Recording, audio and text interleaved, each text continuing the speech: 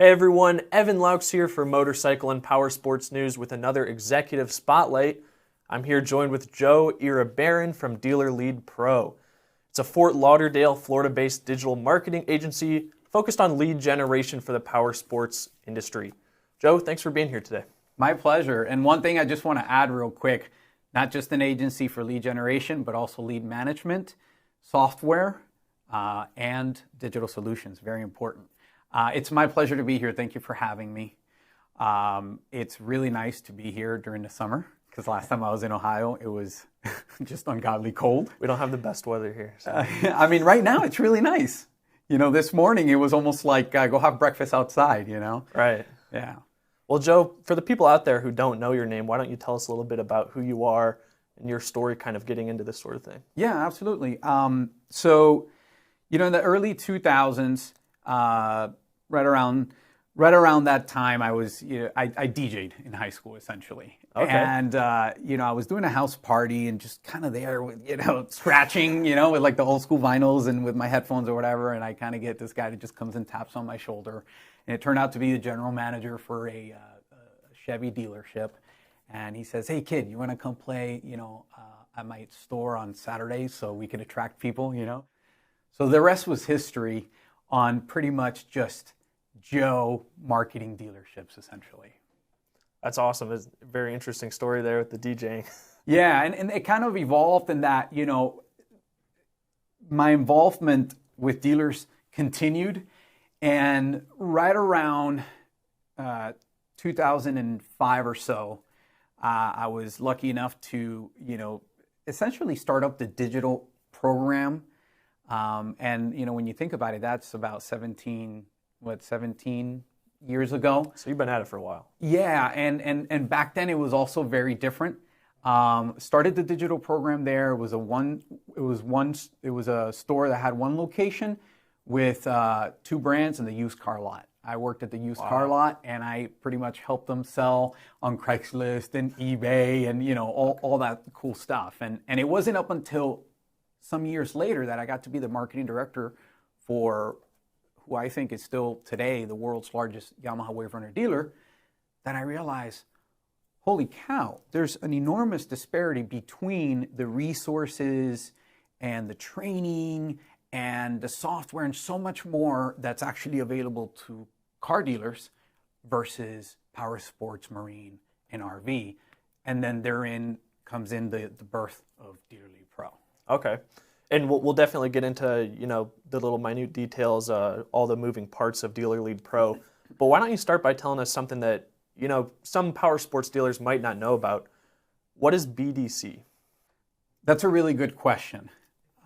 In the automotive world, we give it a little bit more of a luxurious term that it needs to be. BDC stands for Business Development Center. But in reality, what it is customer service. Customer service that focuses particularly on walking the customer from when they raise their hand and then they say, "I'm interested," to them actually coming into the store. Right. And so that's the primary focus of what a dealership's BDC does or should do.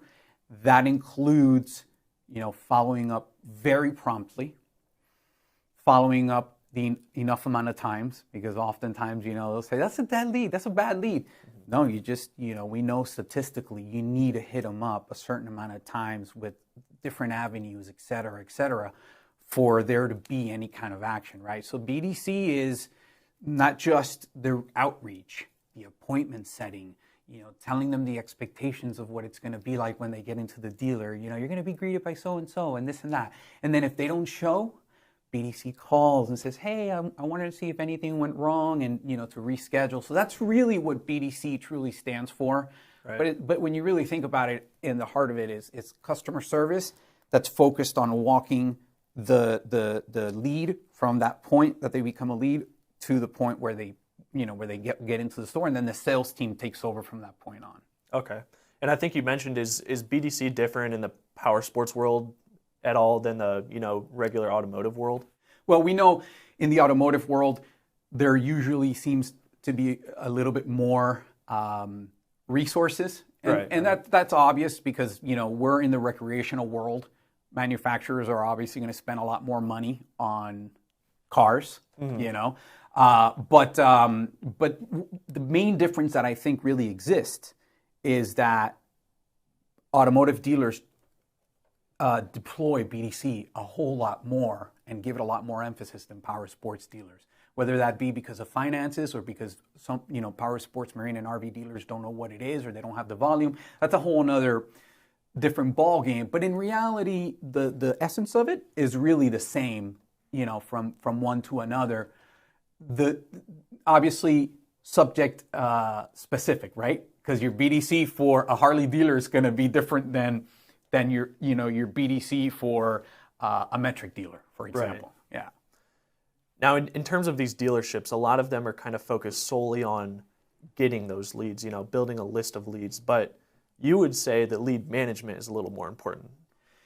Yeah, or at least it's equally as important. Right. Because the thing, and that's such a good question. And the thing about it is that with BDC, with lead management in general, proper, your marketing dollars go way further. Okay. So, if you're struggling to know, okay, where am I spending my money on? And is it being effective? One of the very first things that needs to be looked at as a dealer is, okay, you go, well, how's my sales team performing? But even before that, you have to ask, how effective are we being in getting those leads to get to our sales team, right? And so that will actually give you two very specific measurements, if you would, which is the point in between of BDC, of lead management, will actually tell you the health of your lead generation, and it'll tell you the health of your sales process. Okay. And it's right in between, and it bridges the gap. And it's that, and also the lead generation side are they're intangible, right? So that's why, like, for instance, a lot of power sports dealers, they say, well, I'll just have the sales guy do that. Yeah, the thing about it doesn't work like that. It doesn't, because I'm a big believer that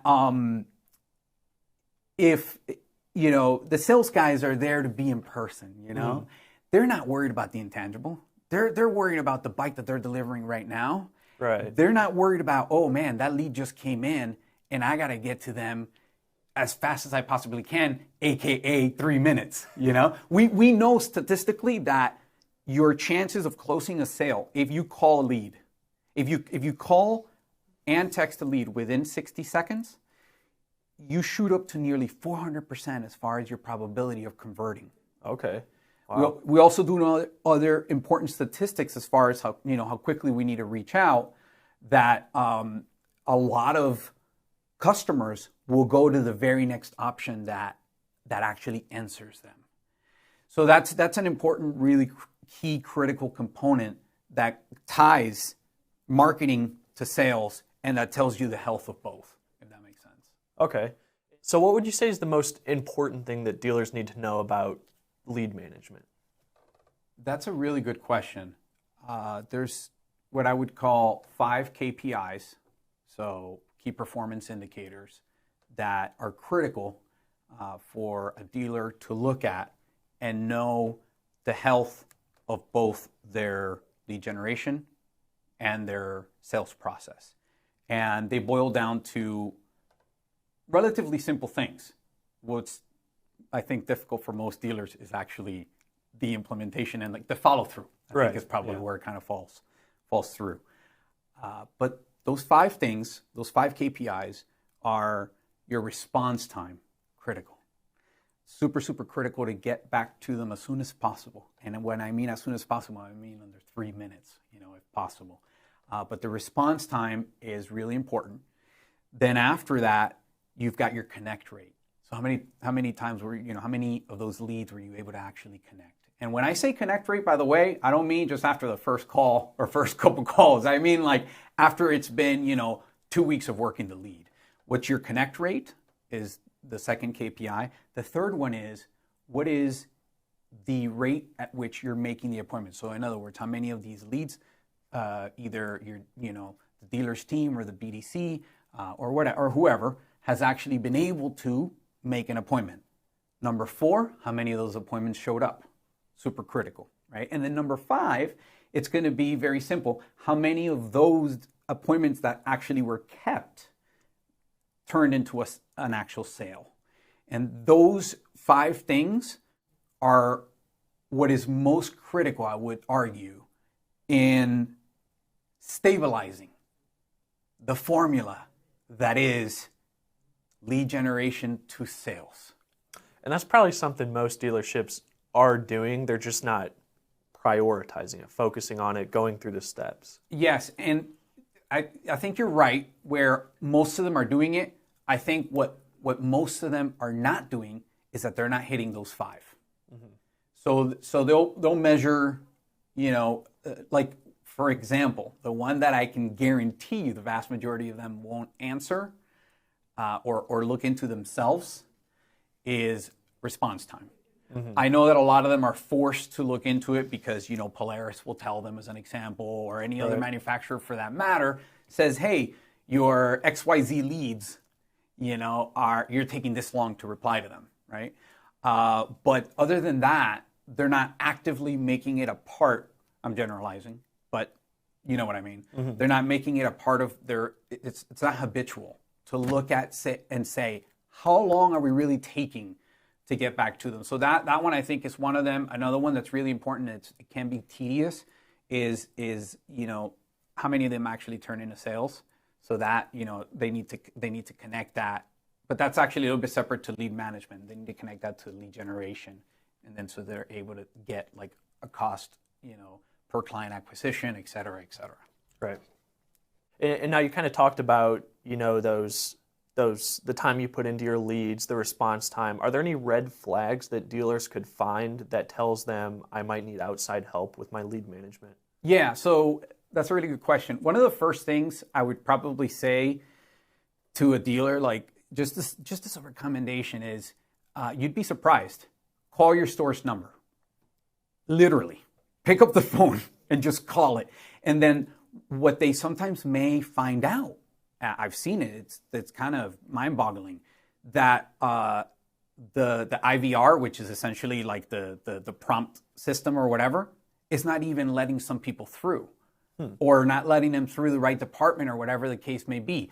Or, they're hitting parts and it's not going to parts. Right. You know what I'm saying? Or it's not doing anything.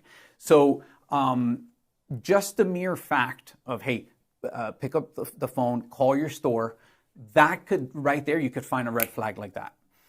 The next thing that is super easy is paying attention to online reviews.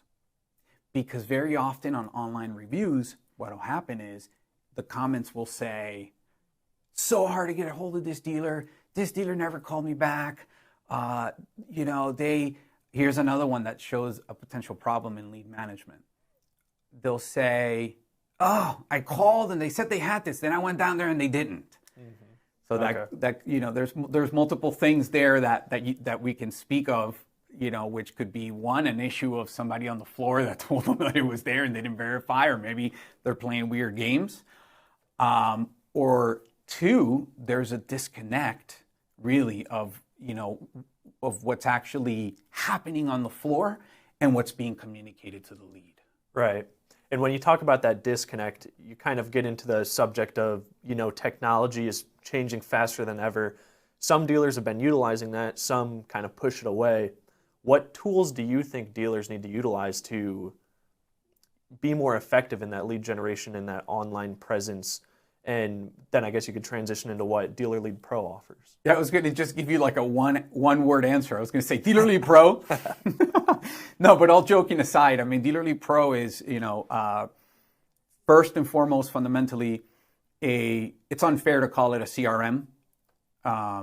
It's a full-on CRM and marketing platform. I mean, with the capacity of uniting the Google My Business messages, Facebook Messenger, Instagram DMs, we've got a chat widget for the website, and all of that in one view where you can even see what the customer has been browsing on your website. Wow. Okay. So it's it's like an all-in-one tool, kind of. all in one, and it can be catered according to where where the dealer is at currently, and what they need, what their budget is. So it's very customizable in that regard. One important aspect of it that it does have, and I'll actually make a mention of a partner of ours that's doing something really impressive too, because it deals with attribution. So we spoke of knowing where your leads come from and if you're actually getting the most bang for your buck, right? So what will happen often is, so the customer journey looks, you and I were talking about it a little bit, pre-interview. It's like this big old circle and a bunch of different things are happening, right, on digital. Mm-hmm. Back in the days, it was tangible in the sense that it was like a billboard and a mailer, and it was an ad on the radio and an ad on TV, and all of those things added up. We know that psychologically for humans, we need X, Y, Z amount of touches in order for us to take action. So before it was more on that tangible front, now not so much, and so a lot of people, not just dealers, they don't understand it. So one of the things that we deploy inside of Dealer Lead Pro is automatically tagging the source of the lead in the CRM, and even automatically creating opportunities in their pipelines with value. So if for instance, depending on the lead source, vast majority of lead sources will provide an ADF email, so that way, some sort of transmittance of leads, essentially. Right. And with that, they also transmit information such as the value of the vehicle that the person is looking at. And so we can literally automatically assign opportunities into the pipeline that even have values added to them with the according vehicles and everything that the lead, was interested in. Why is that important? Because what ends up happening a lot of times is that, there are a lot of salespeople out there that there's been this whole journey that nobody has seen, and then the person walks in through the door, and the salesperson doesn't ask, "Hey, how'd you hear about us?" Not even, or maybe they did, but the answer was just very simple. And then what do? Walk in, right? They just tag it as walk in, and how does that help the dealership owner really truly know what their return on investment is? It doesn't. You know what I mean? And so that's an important component of it. I don't want to spoil if you have this as a question for me, ahead. But one of the things that is critical that I also want to point out is culture and acceptance of whatever software. So, if the software that you're using isn't adopted, isn't received by the team, then it's a problem. One really important thing with regards to measurement of return on investment for the lead generation, right, which is, like we mentioned before, tied into that lead management, is actually the acceptance and the culture of your team when it comes to CRMs or any other kind of tool. So earlier on, I was mentioning to you that I wanted to tell you a little bit about a partner of ours. They're called Full Throttle. They have a product called Shopper Suite. And what's really cool is they do something similar. They're just not a CRM, but they do something similar where, small piece of code on your website. It's not cookie based. And what's really neat about it is now with the AI, it's able to tell you where that person is in the buyer's market. And the beautiful thing about it too is that, on a good day, 10 out of 100 website visitors will convert. So if 100 people visit your site, probably 10 will convert. That's on a good day. The cool thing about what Shopper Suite is doing, and that, by the way, I mention it and I bring it up because I feel like this is one of my responsibilities, which is to stay up to speed and up to date with the most effective tools, right? Right. Yeah. And so we provide them. If Dealer Lead Pro can't provide that tool, I am going to point you in the right direction to somebody who's going to be able to give you the right tool to get the job done And so that's why I bring them up. But what they're doing is really cool. I mean, it shows you where they are inside of their buyer's journey with graphics that are just super easy to understand. And then from that point on, you can automatically retarget them on display around the web, on social media. You can also send them an email, and you can send them a mailer as well. Okay. Yeah, Wow. and even very specific to like the model that we're looking at and everything, So it's a really cool solution. But again, that's just another one of many solutions that dealers can deploy at their stores to be more successful. My biggest recommendation would be just don't overburden yourself with solutions, right? Because that's like the next big thing. There's like they're trying to sell you the next shiniest new thing, and so that could be a problem. So just don't overwhelm yourself, essentially.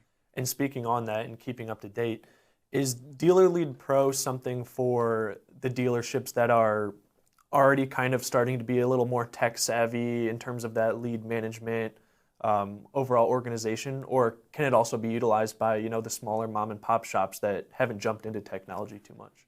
That's a really good question. I would say so. Two aspects to that question. I believe, now of course this is a biased opinion because Dealer Lead Pro is mine, right? But I do believe it's very easy to use, it's intuitive, but it's also big, it's robust, And so I think in actuality, to more pointedly answer your question, I have experienced that the smaller mom and pops, either they drop off and then they don't continue using it. We don't tie people down, to any long-term contracts or anything like that. Just a minimum of giving it 3 months so that they can, because you do need at least a minimum amount of time to give it a fair shot, right? Right. Yeah. But I have noticed that at least 50% of the mom and pops will sometimes just drop off, and I think it's got to do with maybe some of what you alluded to, which was that perhaps they're not as acclimated with technology and stuff like that. So in theory, it can, but it just also depends on how invested are they into learning the new tool. There's a few different avenues you can go about that because you have your traditional website, but you also offer mobile phone apps, correct? For Dealer Lead Pro, what it is that's a great question. So the 100% of all the features and components that it offers are dashboard based, so they're web based. Right. But we do have an Android and an iPhone app, which has a little bit of an abbreviated version because obviously it needs to be a little bit simpler. So whoever needs to access information that's inside of Dealer Lead Pro or input information into Dealer Lead Pro can very quickly and easily do that through either the iPhone or the Android app. We have actually both. And one final question to kind of round things out here. Obviously with COVID and there's been talks of a coming recession, why is a lead management tool, something like this to kind of organize your business and your sales, everything like that, why is that really important right now? It's not. And I'll tell you. I didn't expect that. I know. Good. Here's the reason why. The tool's not important. What's going to be most important right now is, so kind of like the stock market, during a crash, is that the best time to sell? No. Typically, it's the best time to buy. So because of the way online advertising works, which is based on a bidding system, we know that in a possible coming recession, right, that we may be facing, that a good chunk of business owners, not just dealers, are going to go, and they're going to turn the dial down on their marketing. One of their first things to go. What does that do on the other side? On the side of Facebook and Google and the platforms, it now creates less demand. They have less bidding. What does that mean for the dealers that stay on and that double down? That means your cost per acquisition, so your cost to acquire, to actually sell, to acquire a client, to sell a bike or to sell a wave runner or a side-by-side or an RV or a boat, whatever it may be, a go-kart, you name it. Your acquisition per client to sell that vehicle is going to drop because the marketing dollars are going to be much more effective. Now, what's important, that aside, okay, to not panic, right, is also to make sure that your systems or your lead generation system, let's call it, is as effective as possible. So my recommendation would be set some time aside. I know it's really tedious, but it's well worth it.